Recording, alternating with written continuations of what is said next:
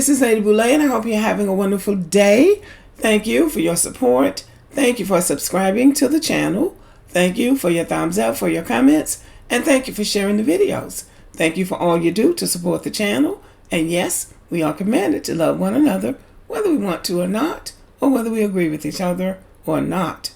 Well, Kamala Harris hasn't given up on black men. She has come up with some kind of agenda that is supposed to appeal to black men so that she can count on them on voting day. So let me just go over what she's planning to do. Harris campaign rolls out new push to shore up black men. This article comes from Politico. Kamala Harris looking at daunting polling that shows she could draw some of the softest support for a Democratic nominee among black men is rolling out new efforts to shore up support with this key voting bloc. In the coming days, Harris plans several campaign events and policy proposals designed to appeal to black men. Okay, that's what they say they wanted. She plans to announce 3 new policy prescriptions, providing 1 million small business loans that are forgivable up to $20,000, training and mentorship programs that would give black men a leg up in jumping into high demand industries, and launching an initiative focused on health issues that disproportionately impact black men. And as someone who has young black men in her orbit, I say this is a good start. She will also tape a town hall with Charlamagne the God, co-host of the popular Breakfast Club program, on Tuesday in Detroit. And the campaign is also announcing organizing events tailored to black men, ads that feature local black men in testimonials, and new Black Men Huddle Up events with star athletes this week in Charlotte, Detroit, Atlanta, and Philadelphia. Okay, so they're pulling out the red carpet this time. Okay? And for anybody who's waiting for them to crawl up to this so-called new black media, you're going to be in the clearance bin at the end of the election.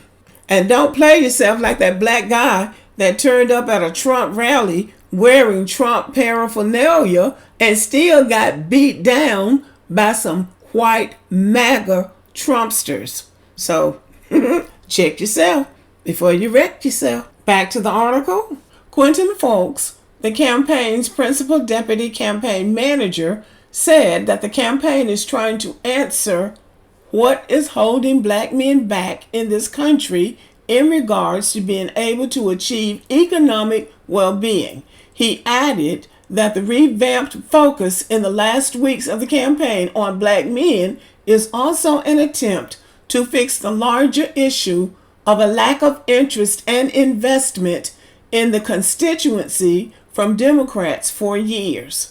Well, that's a good place to start their focus, because that is what black men have been saying. The Democrats have been ignoring their most loyal constituency, black Americans, and have not shown any interest in investing and engaging black Americans to keep them involved in the process. Folks said there has to be a reprioritization of speaking to both black men and black women in America when it comes to a lot of the challenges that they face. Well, okay, better late than never.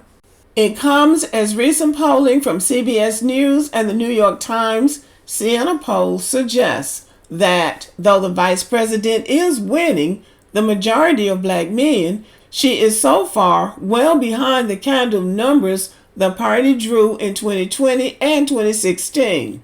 The latter survey, which included an oversample of black voters, found the support for Harris drew just 78% support.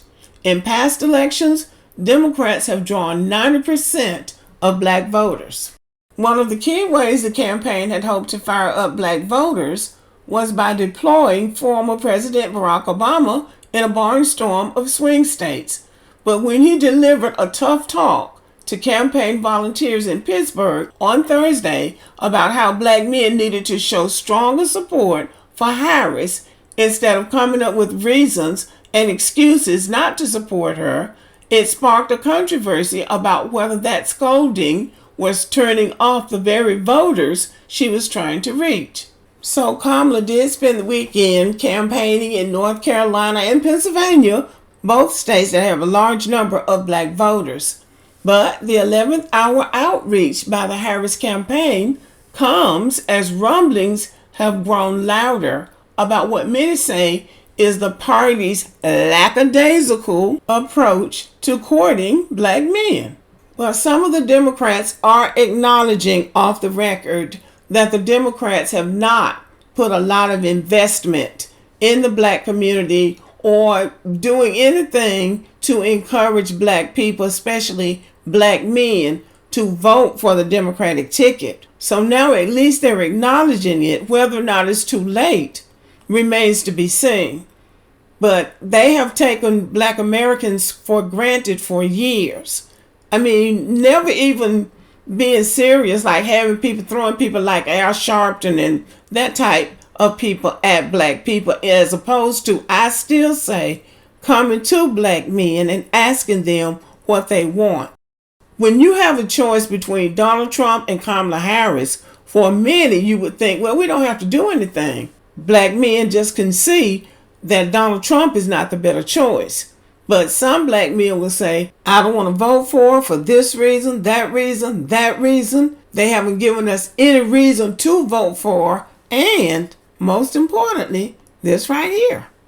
Any policy that will benefit black people will benefit all of society. Let's be clear about that. Let's really be clear about that. So I'm not going to sit here and say I'm going to do something that's only going to benefit black people. No. She had no idea that was going to come back and bite her in the behind. If she had answered just that question correctly, better, sufficiently for black people, including black men, I don't believe she would be struggling as much as she is now. This was very offensive. I was offended by this too, and her attitude. But some of us are willing to overlook it and look at the bigger picture of, I just don't want Donald Trump. But some black people are saying, I will let the thing sink. I don't care. I'll blow up the building. I'll burn the house down. I don't care. I'm not voting for her. So this right here was her first really big mistake. Because all that business about her locking up all those black people out in California, that isn't true based on the statistics and the facts. But this right here, to me, was very damaging to her. And so now she's going to have to live this down. And I think she needs to be confronted with this. Whoever gets in a meeting with her, a town hall or whatever it is she's planning to do, I hope somebody will remind her of this clip, because this was very offensive to black people. And she needs to know that. But as far as black people, men are concerned, I hope that black men will take her up on this. I hope black men will go for the small business loan so they can establish businesses, because there are a lot of things that black men can do.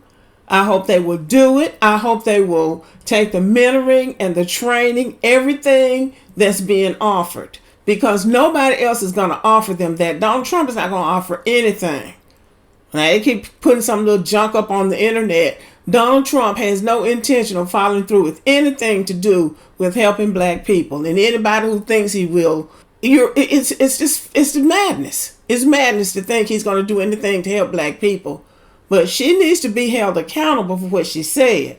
But at the same time, we do have to move on for the sake of progress. If somebody's going to let you have a loan, a business loan, and forgive the debt up to $20,000, that's not a bad deal for somebody who is serious about trying to start their life, especially black men who have been in prison, who have a hard time getting on their feet. Take that money and get a food truck, or become a barber, become a computer programmer, a painter, get your welding license. There are a lot of things you can do if you have the money to do it, and somebody's not hounding you about some mistake you made when you were 18 years old. And I will also caution black men about listening to these 56 and 70-year-old black men on the internet who are telling you not to do anything. Don't do this. Don't do that. That's a Democrat shield. They're trying to trick you. You have to think about your own life. These people are on the internet making money by basically discouraging black people from doing anything positive with their own lives. I would jump on any opportunity that anybody offered me to try to get my life started or to improve my life. And I say this as a member of a large black family. Many of the young people in our family have done really well, but some got off on the wrong track or made bad decisions and had to go back, regroup, and restart. So when you do that, you need resources and you need support. And you need people supporting you. You don't need to be worried about all this politics stuff if you don't have any money and don't have any means of making any money, is what I'm trying to say. So whatever opportunities come your way that are wholesome and legal, and you can see a way of it helping you, you need to take advantage of it. But y'all let me know what you think. Let me know what you think about this. Thank you for listening. Give me a thumbs up, leave a comment, and have a good evening.